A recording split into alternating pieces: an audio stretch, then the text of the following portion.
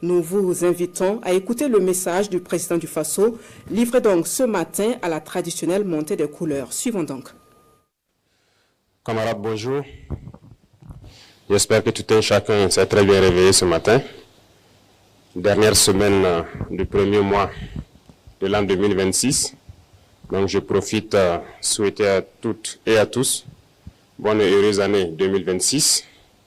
Je vous souhaite à vous, à vos familles, à vos proches, beaucoup de santé pour cette année, beaucoup de chance dans tout ce que vous entreprenez et beaucoup d'abnégation, beaucoup d'ardeur au travail.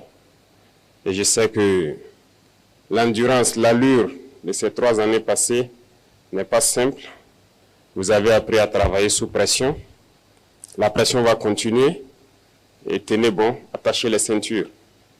J'aime caricaturer avec les membres du gouvernement pour leur dire qu'en 2026, actuellement, c'est comme un avion qui est donc en bout de piste.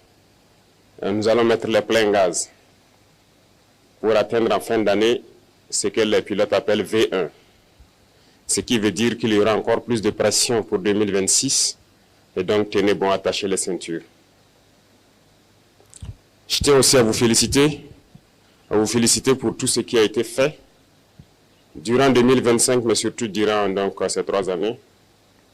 Et je pense que les résultats parlent d'eux-mêmes. Et c'est ce qu'il faut regarder dans le passé et s'armer de courage pour ce que nous devons faire pour le futur. Tout ce que nous avons eu à réaliser, je pense que nous devons ça au vaillant peuple qui a compris notre message, qui a compris le sens de la révolution. Parce que sans eux, les moyens mis à disposition de tout un chacun pour pouvoir y arriver, ça n'aurait pas été possible. L'essence même de la révolution, c'est de travailler pour le peuple. Et je pense que les exemples, il y en a beaucoup. Si vous prenez dans le domaine de l'agriculture, cette année, par la grâce de Dieu, nous avons fait une production record. Il y a des spéculations particulières que nous avons essayé d'introduire depuis ces 3 années. Comme je le dis, les esprits faibles, les petits esprits, ils pensent toujours que c'est impossible lorsqu'on veut initier de grandes choses. Mais il ne faut pas les écouter. Si on devait les écouter, on allait se décourager, on n'allait pas pouvoir se lancer. Parce qu'il y en a aussi qui sont là pour nous décourager dans tout ce que nous faisons. Lorsque vous décidez d'entreprendre quelque chose, ils vont être dans les railleries, les moqueries, pour vous amener à vous démotiver, à ne pas vous lancer. Et je pense que tout un chacun a surmonté cela. Parce que ce que je dis, ce n'est pas seulement au sommet de l'État, mais jusqu'aux citoyens au niveau du village, il y a un sursaut. Voilà, tout ce qu'on disait impossible de faire au Burkina Faso en matière d'agriculture, ça s'est fait aujourd'hui. Nous avons parlé du cacao, les gens ont crié sur tous les toits. Même certains réactionnaires à l'intérieur ici ont fait comprendre que non, ce n'est pas la priorité. Et pourtant, Dieu merci, nous avons de très bons maîtres chocolatiers. Et notre objectif n'est pas de produire pour vendre à l'extérieur, c'est de produire transformé pour nous ici et pour nos enfants. Aujourd'hui, le café, c'est une réalité au bord de Saman-Denis et nous avons, Dieu merci, des Burkinabés qui le transforment. Et je vous invite donc à consommer ce qui est transformé sur place ici. Beaucoup d'autres spéculations telles que le blé, l'ananas, la vigne et bien d'autres, j'en passe, se cultivent aujourd'hui au Burkina Faso. Et ça va se transformer ici au Burkina et ça va créer de l'emploi pour le Burkinabé et c'est ce que nous allons consommer. Et donc c'est ce qu'il faut voir dans ce qu'on a pu réaliser et s'armer de courage encore pour l'avenir. Beaucoup d'autres projets donc ont été à succès. Quand on prend le domaine de l'éducation, beaucoup d'amphithéâtres ont été construits. La dernière fois au Conseil, on a adapté des textes qui permettront donc d'équiper ces amphithéâtres et de construire de nouveaux amphithéâtres. Beaucoup d'écoles et centres de formation verront le jour en 2026, au bord donc de nos pôles de croissance tels que Bagré, Saman-Denis et autres. C'est pour amener les jeunes Burkinabés à pouvoir transformer, produire et transformer ce que nous faisons ici. Donc, nous n'allons plus nous concentrer sur l'enseignement général uniquement. Nous avons parlé d'enseignement professionnel et technique et donc beaucoup de lycées modernes verront le jour en 2026. En plus de cela, nous avons décidé de construire une université technologique et j'espère que d'ici la fin de l'année, vous allez voir cette université donc se dresser. Les travaux ont déjà commencé et nous avons donné donc dit aux entreprises de tout faire pour être donc dans les délais pour que les rentrées prochaines, nous puissions accueillir des étudiants dans des domaines donc assez pointus de la technologie pour que nous nous mettons au diapason. Comme je l'ai dit, nous sommes très loin, nous sommes dans les années 1800. Et je pense qu'en 5 ans, au moins de 5 ans, nous pouvons faire un saut au moins de 100 ans pour nous retrouver dans les années 1950 au moins et continuer de travailler ainsi. Je le dis, ça peut faire rire, mais c'est la réalité. Jusqu'aujourd'hui, nous constatons notre vie, le rythme auquel nous partons, ce n'est pas bien. Donc, il faut se mettre soi-même la pression pour rattraper le retard. Donc, faites en sorte que dans quelques années, nous soyons en 1950 et après encore, on se donne la pression pour atteindre les années 2000 et espérer donc rattraper les autres. Et c'est possible. Et je suis heureux donc de vous dire que dans ce sens-là, nous sommes en train de mettre en place un laboratoire. Et aujourd'hui, au Burkina Faso, par exemple, pour les chercheurs, nous avons beaucoup d'équipements qui sont là. Nous allons les permettre donc de faire la recherche sur place. Et sans me tromper, je peux dire que nous avons actuellement ici installé un microscope électronique à balayage, le plus récent qui puisse exister en Afrique ici, et le plus moderne. Donc il est là au Burkina Faso, il est fonctionnel, et les chercheurs vont commencer donc à aller donc faire tout ce qu'ils doivent faire ici, au lieu d'aller à l'extérieur encore le faire. Et ça va encore encourager d'autres personnes à chercher et à découvrir.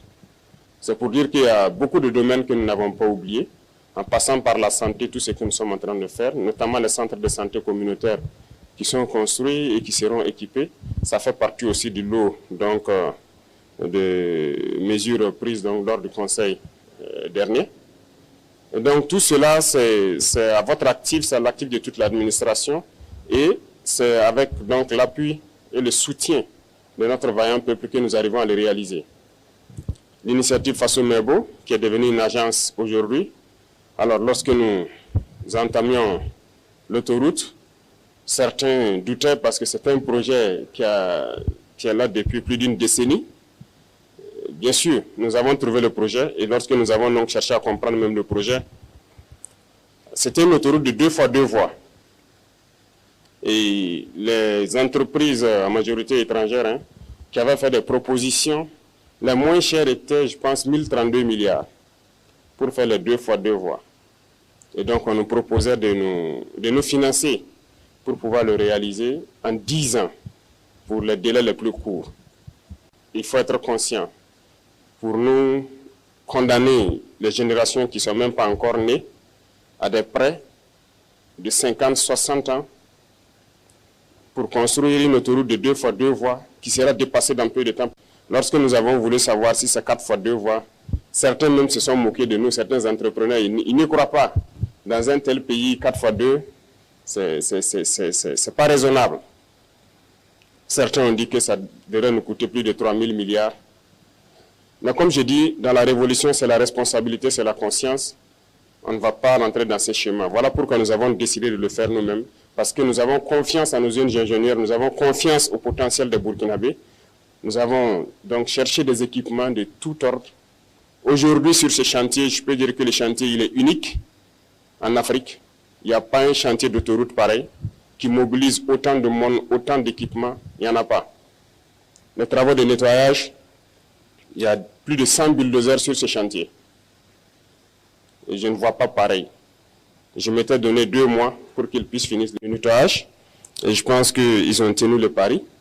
Nous sommes à 40 jours, ils ont déjà fait plus de 70% du nettoyage. Et le 15 février, s'il plaît à Dieu, ils auront fini. Ce qui veut dire que le rythme aussi, il n'y en a pas pareil en Afrique. Et nous allons finir, c'est un défi, nous allons finir dans un délai que personne ne va croire. Parce que nous avons déjà tout à notre disposition. Toutes les machines, tout le nécessaire est là. Il ne nous reste que le carburant et le bitume à payer. Sinon, tout le nécessaire est là. Ce qui veut dire que nous allons poursuivre parce qu'il y a beaucoup d'autres autoroutes qui doivent être lancées en 2026 et dont les travaux doivent commencer également. Les infrastructures, c'est une priorité. Ça aide tout le monde, que ce soit les populations civiles, les forces armées, les forces de sécurité intérieure. Tout le monde a besoin d'infrastructures routières. C'est pour dire qu'il faut se concentrer sur ces acquis-là, voir qu'est-ce que nous avons pu réaliser et se projeter dans l'avenir. C'est comme je l'ai dit, maintenir la pression et je pense que 2026, Il y a tellement de grands chantiers qui doivent commencer et vous devez maintenir ce cap-là pour qu'on puisse réussir le pari. Les gens continueront à nous démotiver. Hein.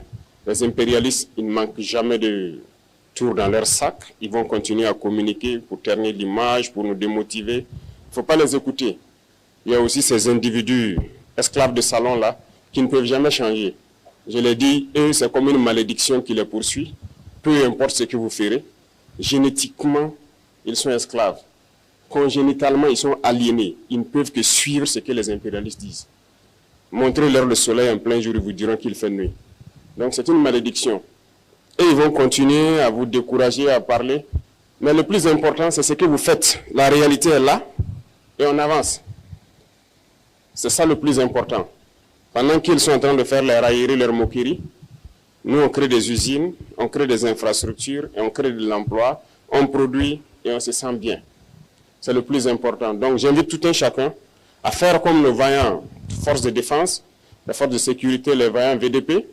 Vous voyez, les impérialistes, certaines ONG, des je ne sais quoi, ont tenté tout pour saper leur morale. Ont tenté tout, ont écrit, ont intimidé, ont menacé. Mais ils avancent sereinement sur le terrain.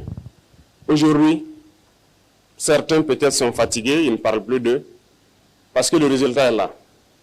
Nous avançons et il y a des zones où nous avons déjà atteint les limites de la frontière comme on le souhaitait, en train d'être sécurisés. Sur le terrain, ça se passe très bien. Donc faites comme eux et c'est le lieu pour moi donc de les rendre hommage et de les inviter à continuer ce combat. Et tous ceux qui sont sur les différents chantiers, je parlais tout de suite de façon mémo, c'est le lieu pour moi de les féliciter, de les encourager, parce que c'est historique ce que nous faisons et c'est unique en Afrique. Et tout un chacun qui a la chance de participer à cela, et je pense qu'il doit en être fier. Et tous ceux qui ne sont pas encore entrés dans la danse, que vous soyez ingénieur et que vous pensez pouvoir apporter quelque chose, je l'ai dit, allez-y, apportez votre pierre parce que demain, on dira ce sont ceux-là qui ont construit ces infrastructures pour permettre au Burkina Faso d'être au niveau où il est.